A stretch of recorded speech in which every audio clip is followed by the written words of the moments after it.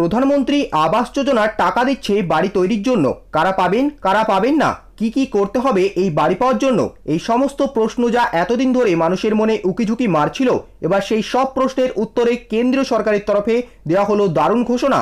বেশ কয়েক বছর ধরে পশ্চিমবঙ্গ সহ বিভিন্ন রাজ্যের গ্রামীণ এবং শহর এই দুই জায়গায় কিন্তু আবাস প্রকল্পের বরাদ্দ টাকা আটকে রেখেছিল কেন্দ্রীয় সরকার। এবারে লোকসভা ভোটে এনডিএ সরকার জয়লাভ করার পরে গরিব মানুষদের ঘরের টাকা ফিরিয়ে দেওয়ার সিদ্ধান্ত নেন প্রধানমন্ত্রী নরেন্দ্র মোদী। এক্ষেত্রে পশ্চিমবঙ্গে যে 11,36,000 মানুষের বাড়ির লিস্ট রয়েছে তা তো বটে, এরই সাথে দেশ জুড়ে আরও 3 কোটি নতুন বাড়ির বরাদ্দ কিন্তু জারি করেছে কেন্দ্র। যাদের যাদের ওই 11 লক্ষ বাড়ির লিস্টে নাম রয়েছে অথবা যাদের নেই, তারাও এবারে নতুন 3 কোটি বাড়ির মধ্যে একটি বাড়ি নিজেদের নামে করতে পারবেন কিনা সেই নিয়ে বিজ্ঞপ্তি জারি করা হয়েছে সংবাদ মাধ্যমে। শুধু বাড়ি নয়, বাড়ির সাথে দেওয়া হবে আরো অনেক সুযোগ সুবিধা। কিভাবে আবেদন করবেন, কারা পাবেন কারা পাবেন না, কি কাগজপত্র লাগছে, সবকিছু জানতে চোখ রাখুন ভিডিও শুরু থেকে শেষ পর্যন্ত। এই মুহূর্তে আজ তক বাংলা নিউজ চ্যানেলের খবরের কাগজে যদি আমরা হেডলাইনটি লক্ষ্য করি তাহলে দেখুন লেখা রয়েছে প্রধানমন্ত্রী আবাস যোজনা। প্রধানমন্ত্রী আবাস যোজনা 3 কোটি বাড়ি তৈরিতে টাকা দেবে, কারা পাবেন। আপনারা জানেন যে আজ তক বাংলা অতি পরিচিত নামি দামি একটি টিভি নিউজ চ্যানেল, তাই এই খবরটি সম্পূর্ণ সত্যি। কি বলা হয়েছে এই খবরে চলুন এবারে সেটি দেখে নেওয়া যাক। সরকার প্রধানমন্ত্রী আবাস যোজনা PMAY এর অধীনে 3 কোটি গ্রামীণ এবং শহুরে বাড়ি নির্মাণে সহায়তা দেবে কেন্দ্রীয় সরকার। 2015-16 সাল থেকে যোগ্য গ্রামীণ এবং শহরে পরিবারগুলোকে মৌলিক সুযোগ সুবিধা সহ ঘর তৈরির জন্য সহায়তা দেওয়ার জন্য প্রধানমন্ত্রী আবাস যোজনা বাস্তবায়ন করেছে। গত 10 বছরে আবাসন প্রকল্পের অধীনে যোগ্য দরিদ্র পরিবারগুলোর জন্য মোট 4.21 কোটি বাড়ি তৈরি করা হয়েছে।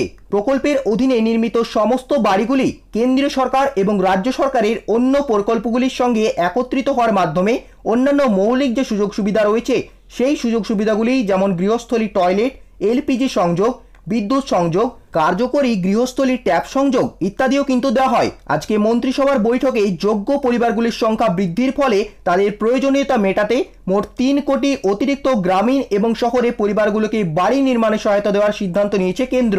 উল্লেখ্য 9 জুন টানা তৃতীয়বারের মতো প্রধানমন্ত্রী হিসাবে শপথ নিলেন নরেন্দ্র মোদী। রাষ্ট্রপতি দ্রৌপদী মুর্মু তাকে রাষ্ট্রপতি ভবনে শপথ বাক্য পাঠ করান। তারপরে 71 জন কেন্দ্রীয় মন্ত্রীও কিন্তু শপথ পাঠ করেন। শপথ গ্রহণের মাধ্যমে কেন্দ্রে এনডিএ সরকার গঠিত হয়েছে এবং এই পরিস্থিতিতে এনডিএ সরকারের প্রথম মন্ত্রিসভার বৈঠক হচ্ছে। শপথ গ্রহণের অনুষ্ঠানের আগে মোদিজি তার বাসভবনে চা বৈঠকের সময় তার তৃতীয় মন্ত্রিসভায় অন্তর্ভুক্ত মন্ত্রীদের বলেছিলেন যে তাদের এবারে 100 দিনের কর্মসূচি এগিয়ে নিয়ে যেতে হবে।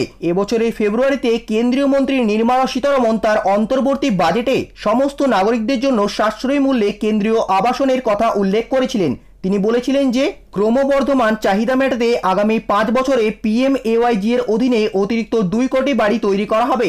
এদিকে গত বছরের স্বাধীনতা দিবসের ভাষণে প্রধানমন্ত্রী নরেন্দ্র মোদী বলেছিলেন যে দরিদ্র এবং মধ্যবিত্ত নাগরিকরা যারা বস্তি বাড়ি এবং অনুমোদিত কলোনি অথবা ভাড়া বাড়িতে বাস করেন তারা শীঘ্রই তাদের ঋণের হারে ছাড় সহ ব্যাংকের থেকে গৃহ ঋণ পেতে সক্ষম হবেন। বন্ধুরা, আপনাদের জানিয়ে রাখি যে এই ক্ষেত্রে 2 কোটি গ্রামে এবং 1 কোটি শহরে কেন্দ্রীয় আবাস প্রকল্পের বাড়ি নির্মাণ করার কিন্তু কথা দিয়েছেন কেন্দ্রীয় গ্রামোন্নয়ন মন্ত্রক। আর শুধুমাত্র এই বাড়িগুলি আপনাদের দেওয়া হবে না, এরই সাথে কিন্তু আরো বেশ কিছু সুযোগ সুবিধা আপনাদের অতিরিক্ত ফ্রিতে দেওয়া হবে, যেমন আপনার ট্যাপ কলের সুবিধা, আপনার বিদ্যুতের সুবিধা, এছাড়াও আপনার যা যা যাবতীয় সুবিধা রয়েছে সবকিছু কিন্তু কেন্দ্রীয় সরকারের পক্ষ থেকে দেওয়া হবে। তো বর্তমানে আজ তক বাংলা থেকে এই ছিল আজকের আবাস যোজনা প্রকল্পের সম্পর্কে সবচেয়ে গুরুত্বপূর্ণ আপডেট। এরকমের গুরুত্বপূর্ণ প্রকল্পের আপডেটগুলি সবার আগে পাওয়ার জন্য আপনারা কিন্তু অবশ্যই আমাদের চ্যানেলটিকে সাবস্ক্রাইব করে নেবেন এবং তার পাশে থাকা বেল আইকনে ক্লিক করে সেটিকে অল নোটিফিকেশনে অন করে দেবেন।